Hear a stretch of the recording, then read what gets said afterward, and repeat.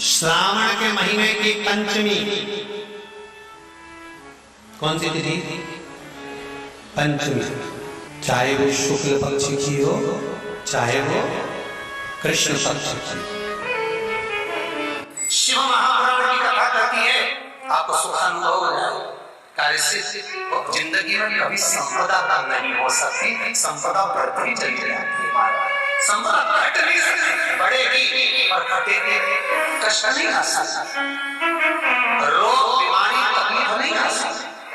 आपके लिए तो लाभदायक है। समझ लो ये कथा। शास्त्र कहता है कि जिसके घर में संपदा की कमी हो, पैसा आ ही नहीं रहा हो, सब तो उलझ गया हो, बहुत टेंशन चल रहा हो, पंचमी तिथि के दिन गन्ने का रस जानते हो, ईख का रस, गन्ने का रस तुलसी जी के क्यारे में हाथ में लेकर 7 बार अपना नाम और गोत्र बोलकर छोड़ दो। जिंदगी में 3 साल में तो करोड़पति बनकर बैठ जाओगे, कभी लक्ष्मी की कमी नहीं आ सकती। तैयारी में बैठे रहोगे कि फिर पंचमी तिथि आए। श्रावण के महीने की पंचमी कौन सी तिथि? पंचमी। चाहे वो शुक्ल पक्ष की हो चाहे वो कृष्ण पक्ष की।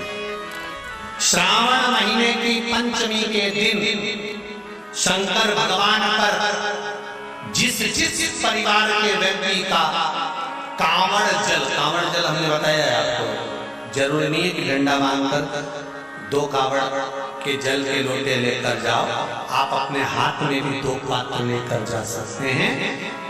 पंचमी तिथि के दिन हाथ में 2 लोटे जल के, 2 कलश जल के जब हम शंकर भगवान को चढ़ाते हैं तो ऊपर जो कमंडल होता है शिव जी के ऊपर जलधारी होती है, जिसमें जया, विषहरा, शामली, बारी, दौतली और देव शंकर भगवान की 5 बेटियां जिसमें विराजमान होती हैं।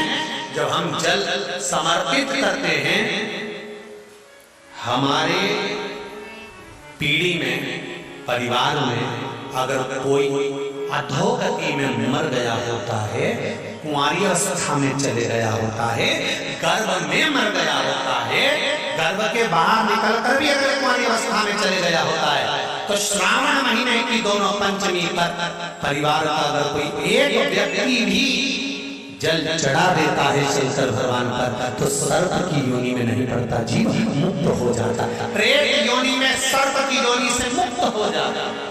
महाराज हमारे यहाँ सांपों की पूजन कौन से दिन होती है, कौन सी तिथि में करते हैं? जन्म के बोले जरा। नाग पंचमी। नाग पंचमी का मतलब क्या है? सांपों की पूजन करो। नाग पंचमी का मतलब होता है शंकर जी के मंदिर में जाकर 1 लोटा जल समर्पित कर दो। उसका कारण क्या है कि हमारे परिवार में, हमारे कुटुंब में कोई 7 पीढ़ी के अंतर्गत भी अगर कोई जीव तड़प रहा होता है, पड़ा हुआ होता है, उसकी मुक्ति नहीं होती है, तो पंचमी का चढ़ा हुआ जल उस जीव को प्राप्त हो जाता है और वो जीव तर जाता है, उसका फिर जन्म नहीं होता, वो तर इसको मुक्तता का ये मोक्ष। चाहे नाग पंचमी हो, चाहे श्रावण महीने की शुक्ल पक्ष की, चाहे कृष्ण पक्ष की पंचमी हो, और समझ लो अच्छे से, श्रावण महीने की पंचमी के दिन देवाधिदेव महादेव पर चढ़ाई गई शमी पत्र आस्तिक मुनि का नाम लेकर, कौन से मुनि?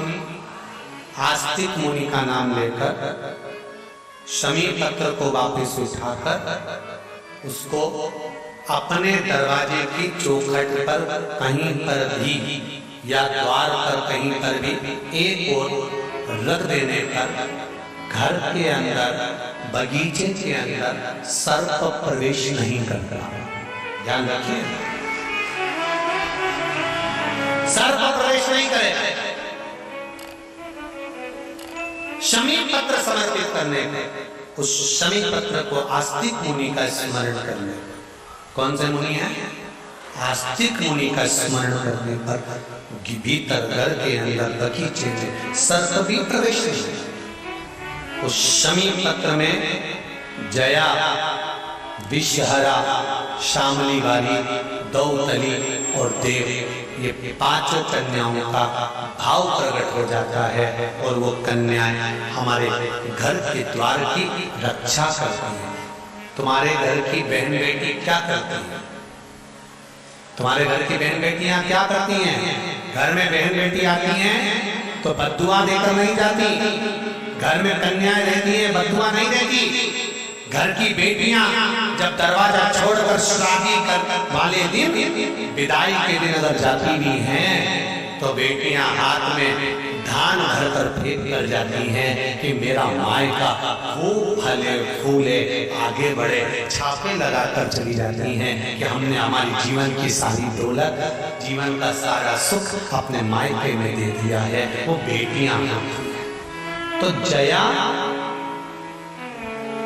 विषहरा, श्यामली वाली, दौतली, देव, ये उस घर में निवास करती हैं जिससे ये घर में हम रक्षा कर सकते हैं। तो दोस्तों, वीडियो अच्छी लगी हो तो वीडियो को लाइक करें, चैनल पर नए हो तो चैनल को सब्सक्राइब करें, जिससे गुरुजी से जुड़ी वीडियो का नोटिफिकेशन आप तक सबसे पहले पहुंच सकें। श्री शिवाय नमस्तुभ्यम। हर हर महादेव।